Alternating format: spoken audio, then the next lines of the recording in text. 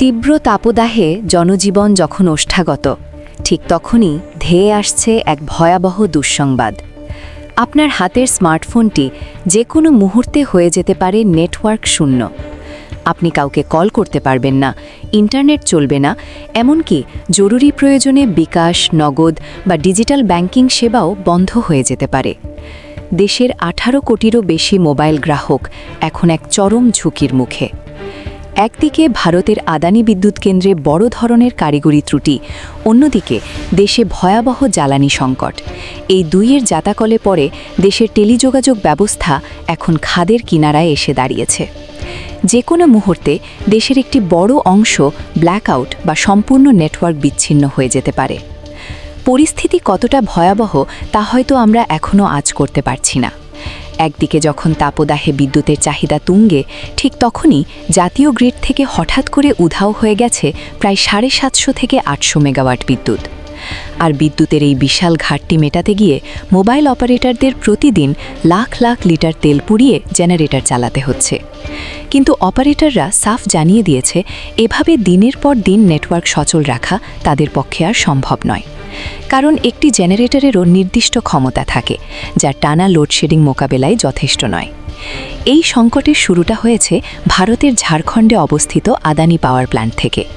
চুক্তি অনুযায়ী সেখান থেকে আমাদের 1600 মেগাওয়াট বিদ্যুৎ পাওয়ার কথা।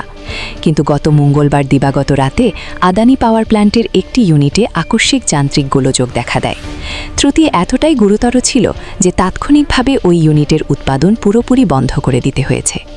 এর সরাসরি প্রভাবে এক রাতের ব্যবধানে বাংলাদেশের জাতীয় গ্রিড থেকে উধাও হয়ে যায় 750 মেগাওয়াট বিদ্যুৎ। বর্তমানে কেন্দ্রটি থেকে প্রাপ্য বিদ্যুতের মাত্র অর্ধেক সরবরাহ করা হচ্ছে। বিদ্যুৎ বিভাগ জানিয়েছে, এই ইউনিটটি মেরামত করে পুনরায় উৎপাদনে ফেরাতে অন্তত 3 থেকে 5 দিন সময় লাগতে পারে। অর্থাৎ আগামী 26 থেকে 28 এপ্রিলের আগে পরিস্থিতি পুরোপুরি স্বাভাবিক হওয়ার সম্ভাবনা খুবই কম।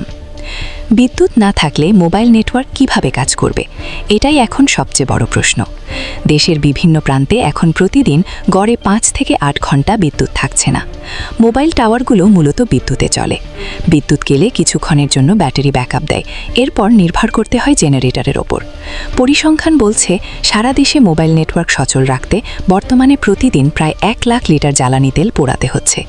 বিটিআরসি এবং এমটবের তথ্যমতে প্রতিদিন প্রায় 52,000 লিটার ডিজেল এবং 20,000 লিটার অকটেন ব্যবহৃত হচ্ছে শুধু টাওয়ারগুলো সচল রাখতে, যা দীর্ঘমেয়াদে অপারেটরদের জন্য এক বিশাল আর্থিক বোঝা। সংকট শুধু তেল কেনার টাকায় নয়, সংকট হলো তেল পৌঁছানোর জায়গায়। সারা দেশে হাজার হাজার মোবাইল টাওয়ার ছড়িয়ে আছে প্রত্যন্ত অঞ্চলে, যেখানে প্রতিদিন তেল বহন করে নিয়ে যাওয়া প্রায় অসম্ভব একটি কাজ। দীর্ঘ সময় জেনারেটর চলতে চলতে অনেক জায়গায় ইঞ্জিন বিকল হয়ে পড়ছে, ফলে অনেক এলাকায় চাইলেও আর নেটওয়ার্ক সচল রাখা যাচ্ছে না। গ্রামীণফোন, রবি ও বাংলালিংকের মতো শীর্ষ অপারেটররা ইতিমধ্যেই আশঙ্কা প্রকাশ করেছে যে দেশের প্রায় 11 কোটিরও বেশি গ্রাহক আংশিক বা সম্পূর্ণ নেটওয়ার্ক বিপর্যয়ের মুখে পড়তে পারেন। যদি সত্যিই নেটওয়ার্ক ভেঙে পড়ে, তবে ডিজিটাল ব্যাংকিং থেকে শুরু করে রপ্তানিমুখী পোশাক খাত সবই অচল হয়ে পড়বে। এমনকি জরুরি প্রয়োজনে ফায়ার সার্ভিস বা পুলিশের সাহায্য নেওয়াও অসম্ভব হয়ে দাঁড়াবে।